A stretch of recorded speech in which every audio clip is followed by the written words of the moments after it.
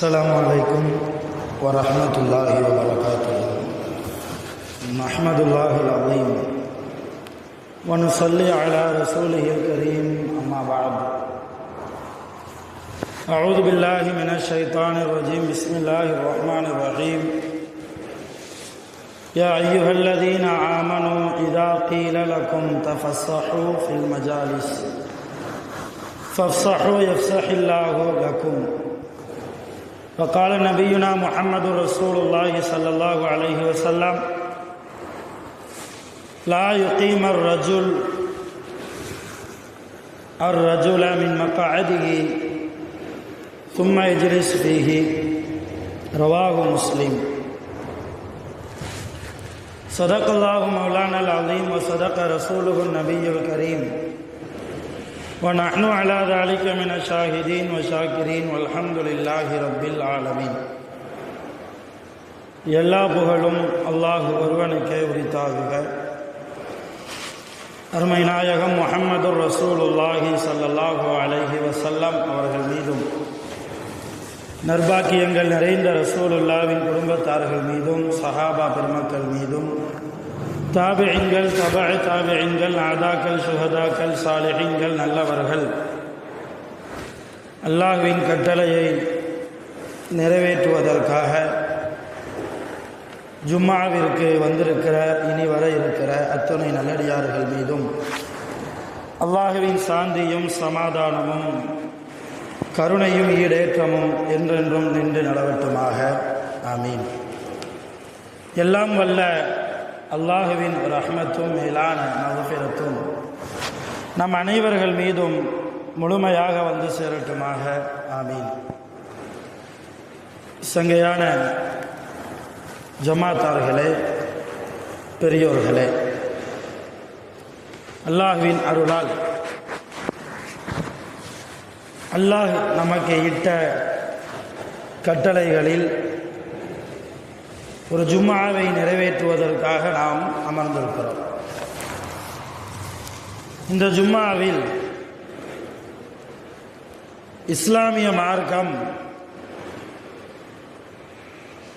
எந்த நடைமுறையோடு மூமின்களை வாழச் சொல்கிறது என்கிற கோணத்தில் சில பிரயோஜனம் தரக்கூடிய விஷயங்களை உங்களோடு பரிமாறிக்கொள்ளலாம் என்று ஆவல்படுகிறேன். அருமையானவர்களே, உலகத்தில் அழகான நடைமுறையை கற்றுத்தருகிற மார்க்கம் இஸ்லாம்.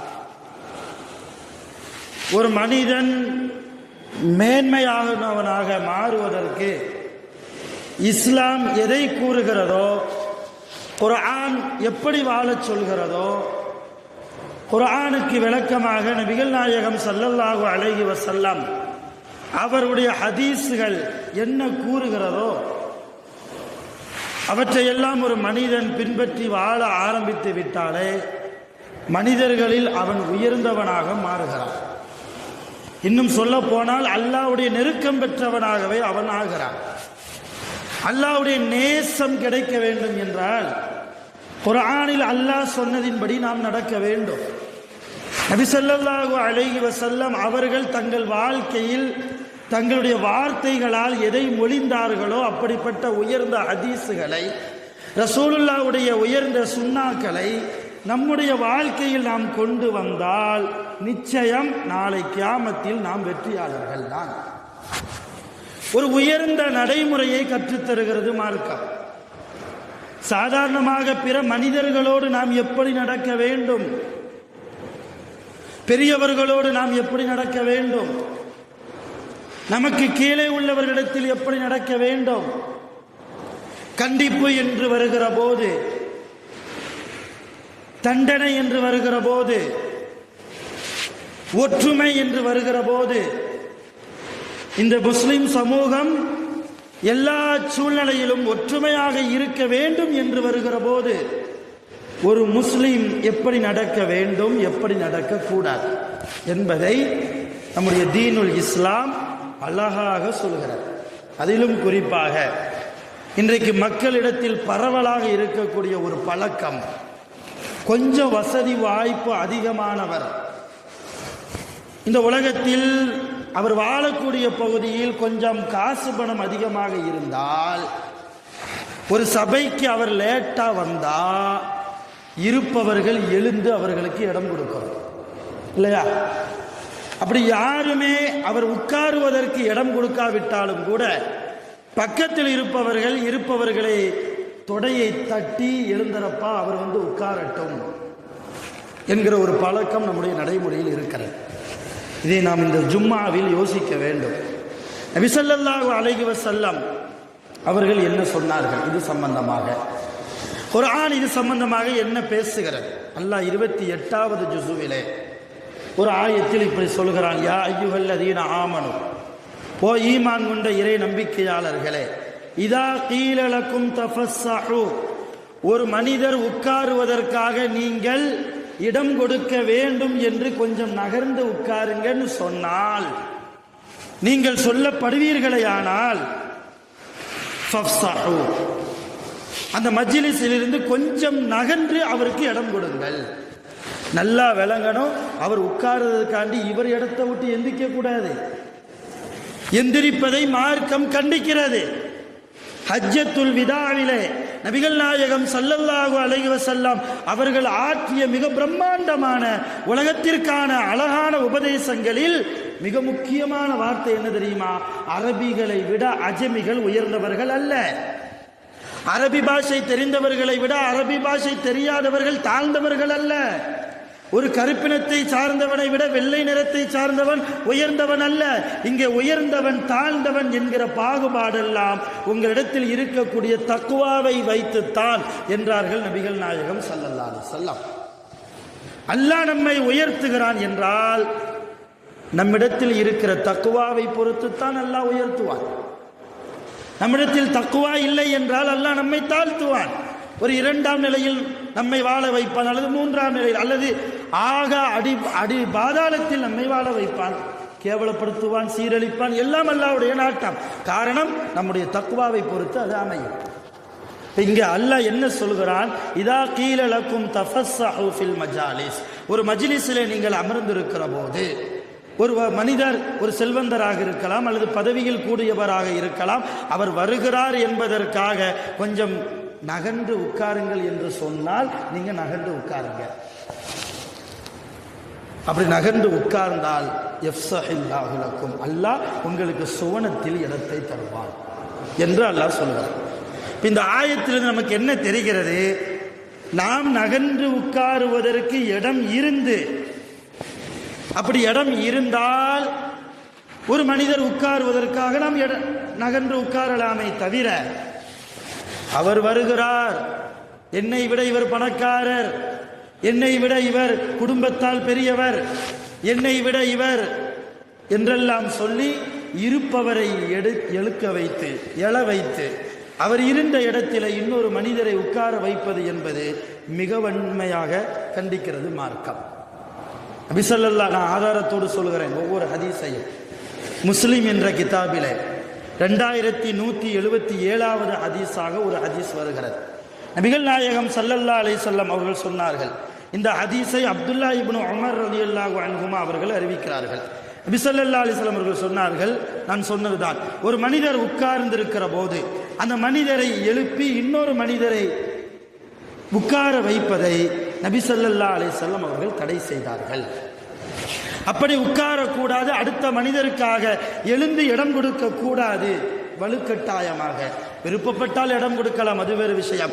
வலுக்கட்டாயமாக அடுத்தவர் சொல்கிறார் என்பதற்காக நாம் எழாமல் விட்டால் அவர் நம்மை பற்றி ஏதாவது நினைப்பாரோ என்பதற்காக இது போன்ற காரியங்களை நீங்கள் செய்யாதீர்கள்.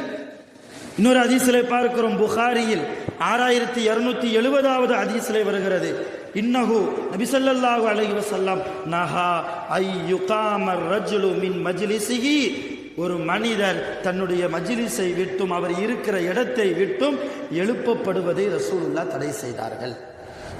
எதற்கு?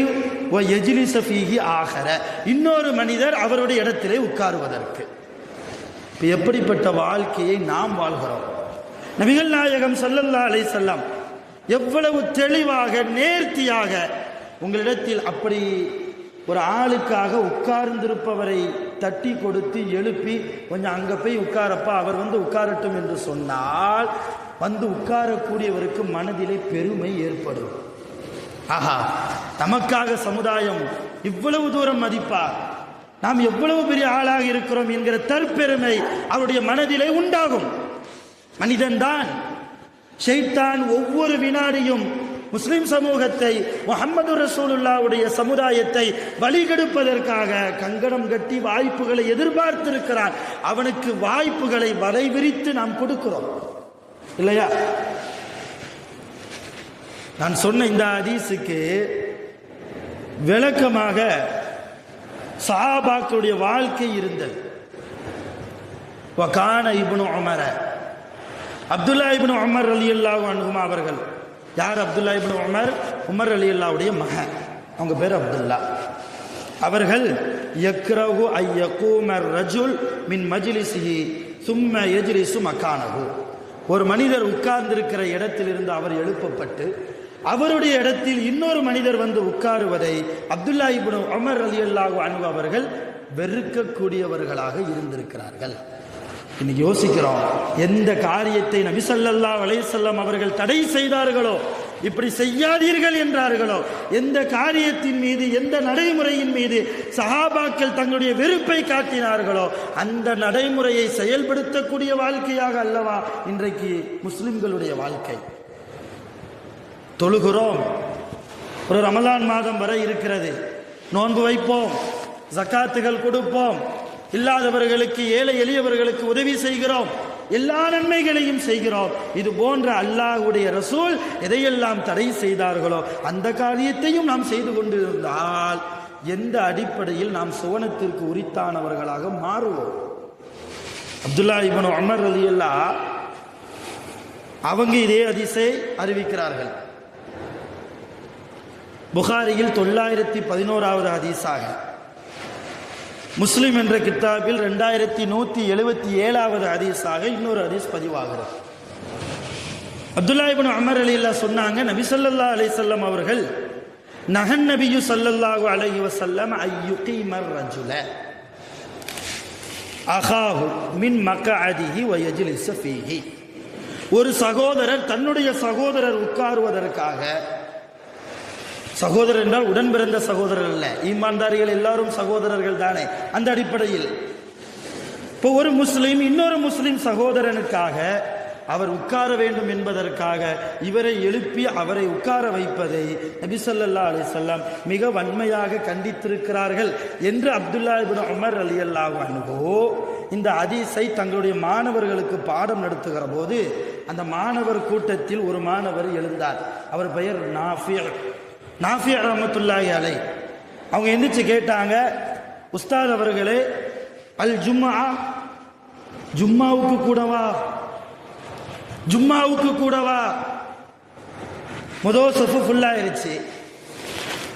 அந்த ஊரில் மிகப்பெரிய பணக்காரர், அவர் கொஞ்சம் லேட்டா தாமதமா வர்றாரு. அவர் முதல் சஃபில் நின்று தொழுவதற்கு விருப்பமுடையவர், அல்லது அவர் இமாமுக்கு வலது பக்கத்தில் நின்று தொழுவதை எல்லா மக்களும் விரும்புவார்கள், அவரும் விரும்புவார். ஆனால் முதல் சஃபில் இடம் இல்லை. கொஞ்சம் தாமதமாக வருகிற அந்த பணக்காரரை பார்த்து முதல் சஃபில் இருக்கிற மனிதரை எழுப்புவது கூடுமா? இதுதான் கேள்வி, நாஃபி ரஹ்மத்துல்லாஹுடைய கேள்வி. இதற்கு அப்துல்லா இப்னு உமர் ரலியல்லாஹு தஆலா அன்ஹு அவர்கள் கூடாது என்றார்கள். ஜும்மாவிற்கும் கூட பள்ளிவாசல் என்பது பொதுத்தளம், இது அல்லாஹ்வுடைய ஆலயம். இங்கே ஏழை பணக்காரன் என்கிற வித்தியாசம் அல்ல, இங்கே உயர்ந்தவன் தாழ்ந்தவன் என்கிற பாகுபாடு அல்ல. எல்லோரும் அல்லாஹ்வுக்கு முன்னால் தக்பீர் கட்டி தான் நிற்கிறோம். எல்லோரும் அல்லாஹ்வுக்கு முன்னால், அல்லாஹ் எனக்கு ரஹ்மத் செய்ய வேண்டுமே, அல்லாஹ் என்னுடைய வாழ்க்கையை சந்தோஷமாக்க வேண்டுமே, அல்லாஹ் என்னை கபருடைய வேதனையை விட்டும் பாதுகாக்க வேண்டுமே, அல்லாஹ் என்னை கியாமத்தில் சுவனத்திற்குள்ளே அழைத்து செல்ல வேண்டுமே என்கிற எல்லா நிய்யத்தோடு, ஒரே நிய்யத்தோடு எல்லோரும் பரவலாக நிற்கிற இடம் அல்லாஹ்வுடைய பள்ளிவாசல். இந்த பள்ளிவாசலில் ஜும்மாவாக இருந்தாலும், ஜும்மா அல்லாத சில நேரங்களாக இருந்தாலும், நிக்காவுடைய மஜ்லிஸாக இருக்கலாம், அல்லது சில வக்து தொழுகைகளாக இருக்கலாம், அல்லது வேறு ஏதாவது பஞ்சாயத்தாக இருக்கலாம், பள்ளிவாசல் என்று வருகிற போது அங்கே முதலில் வந்தவருக்குத்தான் முன்னுரிமை. நிறைய இடங்களில் பார்க்கிறோம், பதவி இருக்கிறது என்பதற்காக, பணம் இருக்கிறது என்பதற்காக, குடும்பத்தால் பெரியவர், இந்த ஊரிலேயே மிக உயர்ந்த குடும்பத்தை சார்ந்தவர் என்பதற்காக நிறைய இடங்களில் உட்கார்ந்திருப்பவரை எழுப்பிவிட்டு பள்ளிவாசலில் கூட இது போன்ற காரியம் நடக்கிறது. இந்த ஹதீஸிற்கு இமாம் நவவி ரஹ்மத்துல்லாஹி அலைஹி அவர்கள் விளக்கம் சொல்கிற போது இப்படி ஒரு விளக்கத்தை சொல்வார்கள். ஃபமன் சீக இலா மௌலிஇ முபாஹ ஃபில் மஸ்ஜிதி வ கைரிஹி யௌமல் ஜும்ஆ அவ் கைரிஹி லிஸலாத்தின் அவ் கைரிஹா ஃபஹுவ அஹக்கு பிஹி. ஜும்மாவுக்கோ ஜும்மா அல்லாத நாளுக்கோ பள்ளிவாசலில் யார் முதலில் வந்து எந்த இடத்தில் உட்கார்ந்தாரோ அந்த இடத்திற்கு அந்த நேரத்தில் தகுதியானவர் அவர் மட்டும்தான். அவரே அந்த இடத்தில் இருந்து எக்காரணத்தை கொண்டும் யாருக்காகவும் இடம்பெயர செய்யக்கூடாது என்று அல்லாமா மிகப்பெரிய இமாம், மிகப்பெரிய ஹதீஸ் கலையினுடைய வல்லுனர் இமாம் நவவி ரஹ்மத்துல்லாஹி அலைஹி நிறைய உலமாக்கள் மதிப்பிற்குரிய இடத்தில் வைத்த இமாம் நவவி ரஹ்மத்துல்லா அவங்க சொல்கிற வார்த்தை, ஒரு மனிதர் பள்ளிவாசலில் உட்கார்ந்தால் அந்த இடத்திற்கு தகுதியானவர் அந்த நேரத்தில் அவர்தான். அவர் எழுந்து சென்று விட்டால், வீட்டுக்கு போய் விட்டார் என்றால் அந்த இடத்தில் வேறு ஒரு மனிதர் வந்து உட்காரலாம், தவறில்லை. நான் ஹதீஸிலே பின்னாடி சொல்வேன். நபி ஸல்லல்லாஹு அலைஹி வஸல்லம் அவர்களுடைய தெளிவான ஹதீஸ்.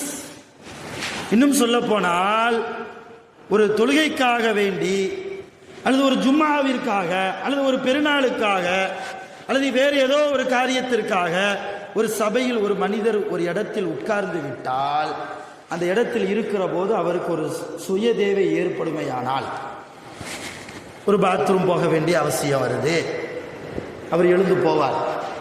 சிறுநீர் கழித்து விட்டு ஒழு செய்து விட்டு வருகிற வரைக்கும் அந்த இடத்துக்கு தகுதி அவர்தான் என்றார்கள் நபிகள் நாயகம் ஸல்லல்லாஹு அலைஹி வஸல்லம். அவர் போயிட்டார, அவர் பாத்ரூம் போயிருக்காரு, அவர் வர்றதுன்னா அப்படியெல்லாம் பேசக்கூடாது என்கிறார்கள். ஹதீஸ் அபூ ஹுரைரா ரலியல்லாஹு தஆலா அன்ஹு அவர்கள் இந்த ஹதீஸை அறிவிக்கிறார்கள். இதா காம அஹதுக்கும் மின் மஜ்லிஸிஹி, ஒரு மனிதர் தன் மஜ்லிஸிலிருந்து தான் உட்காரக்கூடிய இடத்திலிருந்து எழுந்து சென்று விட்டால், சும்ம ரஜஅ இலைஹி, அவருடைய தேவைகளை எல்லாம் முடித்து அதே இடத்திற்கு அவர் திரும்ப வந்தால், ஃபஹுவ அஹக்கு பிஹி, அவர்தான் அந்த இடத்திற்கு தகுதியானவர். இந்த ஹதீஸ் முஸ்லிமிலே பதிவு செய்யப்பட்டிருக்கிறது. இன்னும் கூடுதல் தெளிவாக வஹப் இப்னு ஹுதைஃபா என்கிற ஒரு சஹாபி அறிவிக்கிறார்கள். அர் ரஜுலு, ஒரு மனிதர், அஹக்கு பி மஜ்லிஸிஹி, அவர் எந்த இடத்தில் உட்கார்ந்திருக்கிறாரோ அந்த இடத்திற்கு அவர்தான் தகுதியானவர். வ இன் ஹரஜ லி ஹாஜதிஹி, ஒருவேளை தன்னுடைய சுய தேவைக்காக அவர் வெளியே சென்றால், வெளியே சென்று சும்மா ஆத பின்பு அவர் அதே இடத்திற்கு திரும்ப வந்தால், ஃபஹுவ அஹக்கு பி மஜ்லிஸிஹி, அந்த இடத்தில் உட்காருவதற்கு அவருக்குத்தான் முழு தகுதி. இந்த ஹதீஸ் முஸ்னத் அஹ்மதி என்ற கிதாபிலையும் திருமதி என்ற கிதாபிலையும் பதிவு செய்யப்பட்டிருக்கிற ஆதாரப்பூர்வமான ஹதீஸ். அதே போன்று நிறைய பேர் இன்னொரு பழக்கமும் இருக்கும். நான் வந்தால் எனக்காண்டி எந்திக்கணும், இடம் இல்லை உட்கார்றதுக்கு, நான் வந்தால் எனக்கு எந்திரிச்சு இடம் கொடுக்கணும் என்கிற ஒரு பழக்கமும் இருக்கும். இதை பற்றியும் நபி ஸல்லல்லாஹு அலைஹி வஸல்லம் அவர்கள் சொன்னார்கள். கால ரசூலுல்லாஹி ஸல்லல்லாஹு அலைஹி வஸல்லம், இதா காம லக ரஜுலுன் மின் மஜ்லிஸிஹி, உனக்காக ஒருவர் தன் உட்கார்ந்திருக்கிற இடத்திலிருந்து எழுந்தால், ஃபலா தஜ்லிஸ் ஃபீஹி, அந்த இடத்தில் நீ உட்கார வேண்டாம் என்றார்கள் நபி ஸல்லல்லாஹு அலைஹி வஸல்லம். எனக்காக நீ எனப்பா எந்திருக்க வேண்டும்? உன்னை போன்று நானும் மனிதன் தானே. அல்லாஹ்வுக்கு முன்னால் நீ ஒரு அடிமை என்றால் நானும் ஒரு அடிமை. அல்லாஹ் உன்னை உலகத்தில் எதற்காக படைத்தானோ அதே நோக்கத்திற்காகத்தான் என்னையும் படைத்தான். நானும் அல்லாஹ்வை வணங்க வேண்டும், நீயும் அல்லாஹ்வை வணங்க வேண்டும். அல்லாஹ்வுடைய குர்ஆன், அல்லாஹ்வுடைய ரசூலுடைய ஹதீஸ் எந்த வாழ்க்கையை வாழ்வதற்கு சொன்னார்களோ அந்த வாழ்க்கையை வாழ்வதற்காகத்தான் அல்லாஹ் நம்மை படைத்திருக்கிறார். நானும் நீயும் சமம்தான் என்கிற எண்ணம் உங்கள் அனைவர்களுக்கும் வேண்டும் என்கிற அடிப்படையில் தான் நபிகள் நாயகம் ஸல்லல்லாஹு அலைஹி வஸல்லம், உங்களுக்காக ஒரு மனிதர் எழுந்து இடம் கொடுத்தால் நீங்கள் உட்காராதீர்கள், அந்த இடத்தில் அவர்தான் உட்கார வைக்கணும். இந்த ஹதீஸ் முஸ்னத் அஹ்மது என்ற கிதாபிலே 20486வது ஹதீஸாக பதிவாகிறது. அதே போன்று அப்துல்லா இப்னு உமர் ரலியல்லாஹு அவங்க இதே ஹதீஸை கொஞ்சம் வித்தியாசமாக அறிவிக்கிறார்கள். ஜாஅ ரஜுலுன் இலா ரசூலில்லாஹி ஸல்லல்லாஹு அலைஹி வஸல்லம், ஒரு மனிதர் நபியிடத்தில் வந்தார். ஃபகாம லஹு ரஜுலுன் அன் மஜ்லிஸிஹி. அப்ப வந்த மனிதருக்காக சபையில் இருந்த இன்னொரு மனிதர் எழுந்தார். ஃபதஹப லியஜ்லிஸ ஃபீஹி. அவர் எழுந்து அங்கிட்டு போறார். ஏன்? வர்ற மனிதர் உட்காரட்டும் என்பதற்காக. இதை பார்த்த நபி ஸல்லல்லாஹு அலைஹி வஸல்லம் நஹாஹு ரசூலுல்லாஹி ஸல்லல்லாஹு அலைஹி வஸல்லம், அபூதாவூதிலே பதிவு செய்யப்பட்ட ஆதாரப்பூர்வமான ஹதீஸ், போனவரை இழுத்து உட்கார வைத்தார்கள், தடை செய்தார்கள். நீ ஏன் அதற்கு அவருக்காக எழுந்திருக்கிறாய்? உனக்கு அவர் என்ன? நான் எழச் சொன்னேனா? இன்னொரு சம்பவத்தை பார்க்கிறோம். அதி இப்னு ஹாத்திம் என்கிற ஒரு சஹாபி, மா தகல்து அல நபி ஸல்லல்லாஹு அலைஹி வஸல்லம் கத்துன் இல்லா தவஸ்ஸஅலி. நான் முதல்ல சொன்ன மாதிரி தள்ளி உட்காருவதற்கு இடம் இருந்தால் வருபவர் உட்காருவதற்காக நாம தள்ளி உட்காரலாம்.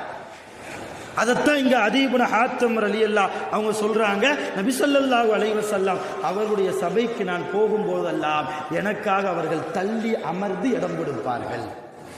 நான் உட்காருவதற்காக எனக்காக கொஞ்சம் தள்ளி அமர்ந்து இடம் கொடுப்பார்கள். ஃபதகல்து அலைஹி தாத்த யௌமின். ஒரு நாள் நபி ஸல்லல்லாஹு அலைஹி வஸல்லம் அவர்களிடத்தில் நான் சென்றேன்.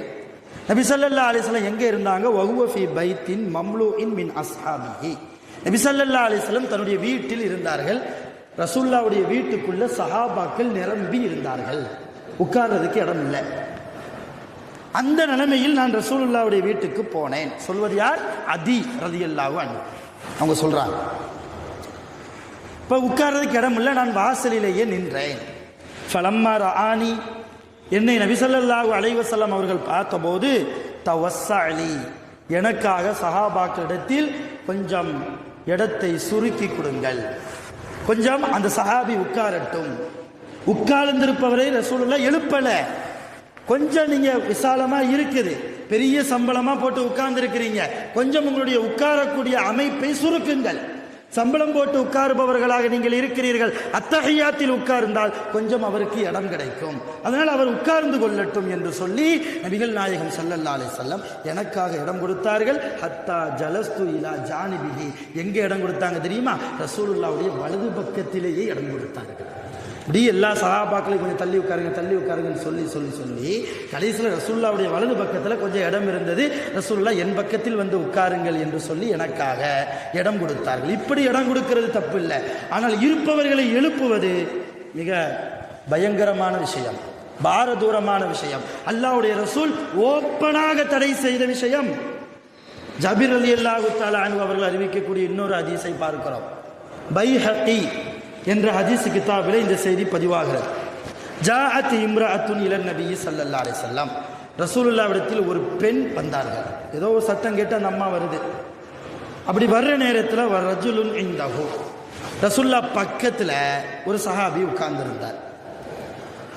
ஒரு பெண் ரசூலுல்லாஹ்விடத்தில் சத்தம் கேட்டு வருவதை பார்த்து ஃபகாம ஹத்தா கஅதத், அந்த மனிதர் என்ன செஞ்சாரு? எந்திரிச்சு போயிட்டார்.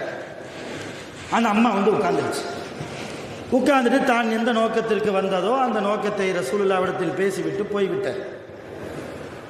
எழுந்து போனாரே சஹாபி, அந்த சஹாபியை கூப்பிட்டு ரசூலுல்லாஹ் கேட்டாங்க, உம்மு கஹிய, அந்த அம்மா உங்க அம்மாவான்னு கேட்டாங்க. இப்போ ஒரு பொம்பளை வந்தாங்களே, ஒரு பெண் வந்தாங்களே, அவங்க உன்னுடைய தாயா? அப்போ அந்த சஹாபி சொன்னார், லா, இல்லை நாயகமே. உக்து கஹிய, சரி உன்னுடைய சகோதரியா? லா, இல்லை. சரி தாரிஃபஹா, அந்த பெண் யார் என்றாவது உனக்கு தெரியுமா? அந்த சஹாபி சொன்னார், லா. அப்ப எதற்காகப்பா அந்த பெண்ணுக்காக நீ இடம் கொடுத்தாய்? அப்ப அந்த சஹாபி சொன்னாங்க, ரஹிம் துஹா, அந்த பெண்ணின் மீது இறக்கப்பட்டு இடம் கொடுத்தேன். அந்த பெண் கொஞ்சம் வயதான பெண், வயதான மூதாட்டி, நின்று கொண்டு உங்களிடத்தில் பேசுவதா? அதனால் அந்த பெண்ணின் மீது இறக்கப்பட்டு அவள் உட்கார்ந்து பேச வேண்டுமே என்கிற நல்ல அடிப்படையில் நான் இடம் கொடுத்தேன் என்று சொன்னபோது ரசூலுல்லாஹ் அந்த சஹாபியை கண்டிக்கல. ரஹிமக்கல்லா, அல்லாஹ் உனக்கு ரஹ்மத் செய்வானாக. நீ அந்த பெண் மீது இறக்கப்பட்டா இல்லையா, அல்லாஹ் உன் மீது இறக்கப்படுவானாக துவா செஞ்சான். இப்போ இங்கே ஒரு கேள்வி வருது, அடுத்தவருக்காக எந்திரிச்சு போகக்கூடாதுன்னு சொன்ன ரசூலுல்லாஹ் அந்த அம்மாவுக்காக இவர் எந்திரிச்சு போனார் இல்லையா? அந்த அம்மாவுக்காக அவர் எந்திரிச்சு போனார். அதுக்கு ஒரு காரணம் சொல்றாரு. அவர் அந்த அம்மா வயதான அம்மா, வயது முதிர்ந்த ஒரு மூதாட்டி என்று நின்றுக்கிட்டே பேச முடியாது என்று ஒரு காரணத்தை சொல்றார், அவ்வளவுதான். ஆனால் இதை தடை செய்தார்களா? ஏன் தடை செய்யலை என்றால், இங்க ஒரு மார்க்க சட்டத்தை விளங்கணும். அந்த அம்மா இந்த சஹாபிக்கு அறிமுகம் இல்லாத பெண், இரத்த பந்த உறவு அல்ல, இரத்த பந்த உறவு அல்ல, முன்பின் தெரியாத ஒரு பெண். அந்த பெண்ணு உட்காருவதற்கு கொஞ்சம் நவிண்டு உட்கார்ந்து, நீ இங்க உட்காருமா, உட்கார்ந்து ரசூலுல்லாஹ்ட்ட பேசுன்னு சொல்லலாம். ஆனால் ஏன் அவர்கள் செய்யவில்லை? அறிமுகம் இல்லாத ஒரு பெண்ணை பார்ப்பது ஹராம், அறிமுகம் இல்லாத பெண்ணோடு பேசுவது ஹராம். அறிமுகம் இல்லாத பெண் எந்த சபையில் உட்கார்ந்தாலோ அந்த சபையில் அந்நிய ஆண்கள் உட்கார்வது ஹராம். இந்த சட்டத்தை விளங்கிய சஹாபி எழுந்து போனார்.